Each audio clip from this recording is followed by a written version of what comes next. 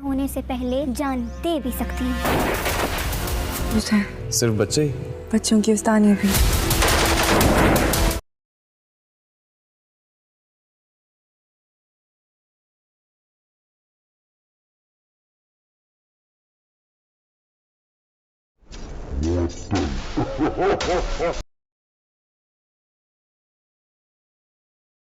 होगी।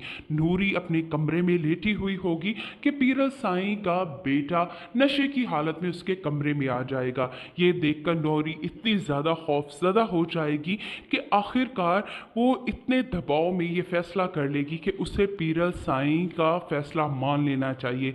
कम अज़ कम एक तरफ उसकी इज्जत महफूज हो जाएगी तो दूसरी तरफ शौकत को रिहाई भी मिल जाएगी।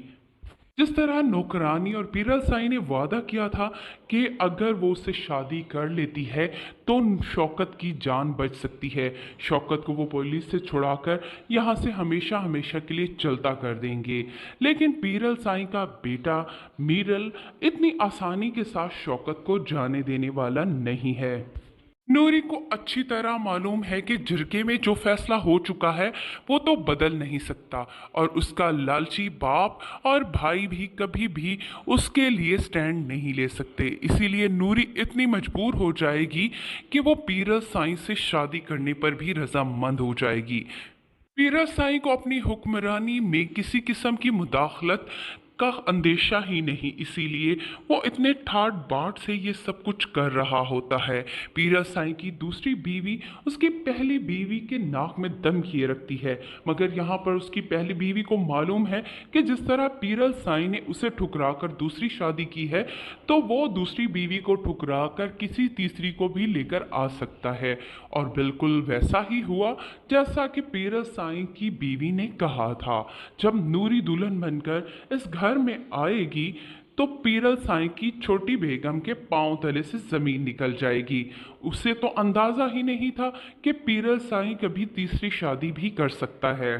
लेकिन यहाँ पर नूरी का गमज़दा चेहरा देखकर पीरल साईं की छोटी बीवी को उस पर तरस आ जाएगा और जब वो उसे मालूम करेगी और नूरी उसे बताएगी कि किस तरह पीरल साईं ने उसे मजबूर करके उससे शादी की है तो यहाँ पर ये दोनों सौखने आपस में इतनी गहरी दोस्त बनने वाली हैं कि ये दोनों ही पीरल साईं का तख्ता उलट देंगी।